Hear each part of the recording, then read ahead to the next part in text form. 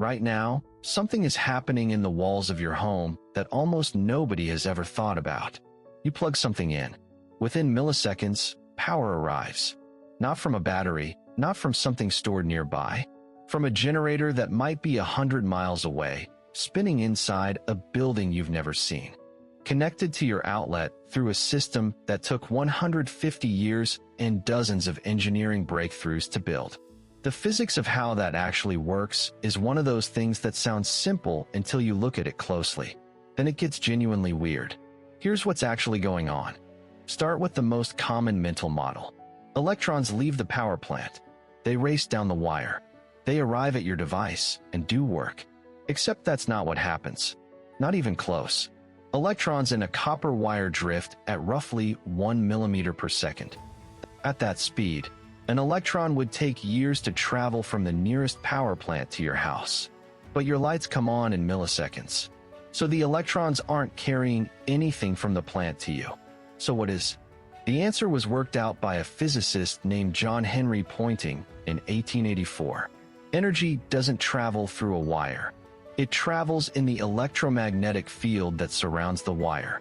When current flows through a conductor, it creates two fields simultaneously. An electric field pointing along the wire, a magnetic field wrapping around it. Together, those fields create a third quantity, the Poynting vector, which points perpendicular to both, radially inward toward the wire. What that means, the energy isn't flowing inside the copper. It's flowing in the space around the copper, entering the wire from outside, being absorbed at the load. The wire's job isn't to carry energy the way a pipe carries water. Its job is to shape and guide the electromagnetic field that does the actual work. The thing that still gets me, after 15 years in this field, the energy doesn't need the conductor. The conductor just tells it where to go. Now here's the engineering problem. Anytime current flows through a conductor, some energy is converted to heat. The formula is P equals I² times R, power lost as heat equals current squared times the resistance of the wire.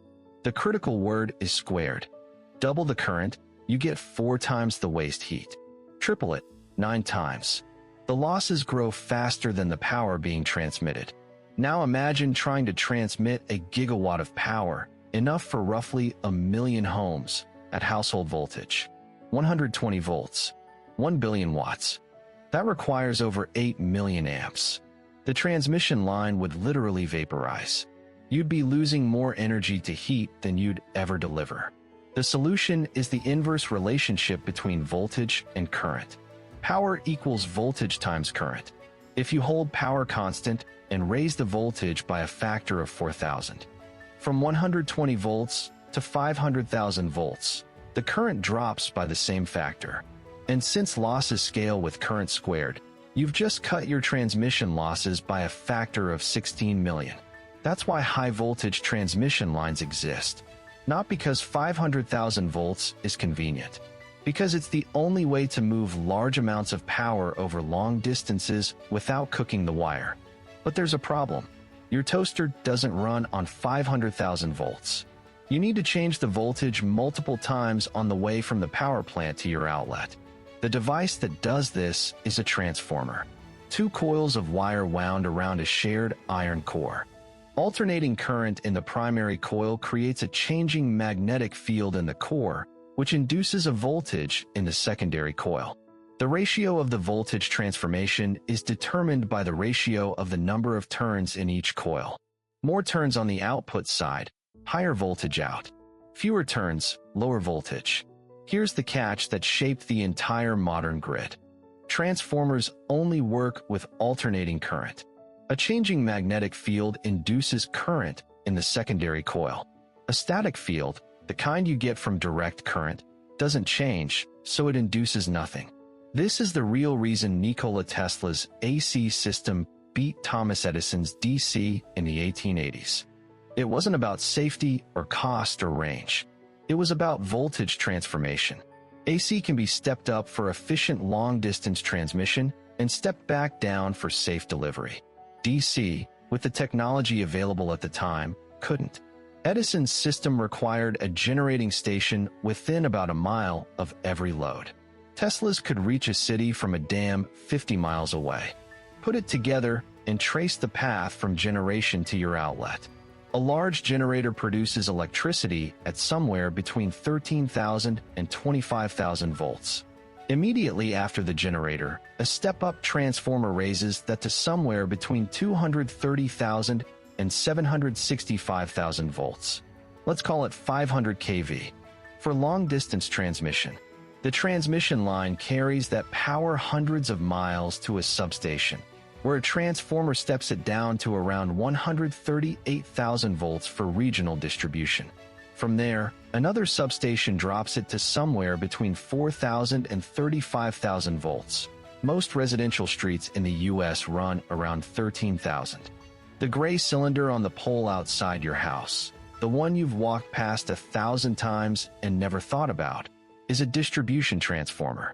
It steps that 13,000 down to the 120 and 240 volts your appliances expect. 5 voltage transformations.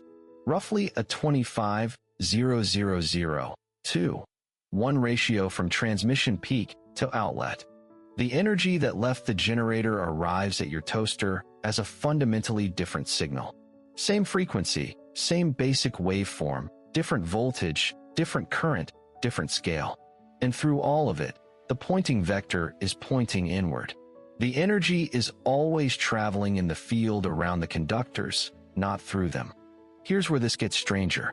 Everything I just described, the electromagnetic field propagation, the AC transformers, the entire voltage transformation chain, only works because every generator connected to the eastern United States grid is spinning at exactly the same speed. 60 complete cycles per second. Synchronized not by a central controller, but by the electromagnetic coupling of the grid itself. Right now, over 1,000 generators, natural gas plants, coal plants, nuclear plants, hydro facilities, are locked to each other in real time, across 2,000 miles, because the physics of synchronous machines won't allow them to be otherwise. That synchronization is what gives AC its frequency. It's what makes the transformers work. It's what lets the grid absorb and deliver power continuously without constant active management at every node. And it's under pressure. Solar panels and wind turbines connect to the grid through inverters, not spinning machines. They don't contribute to that synchronization.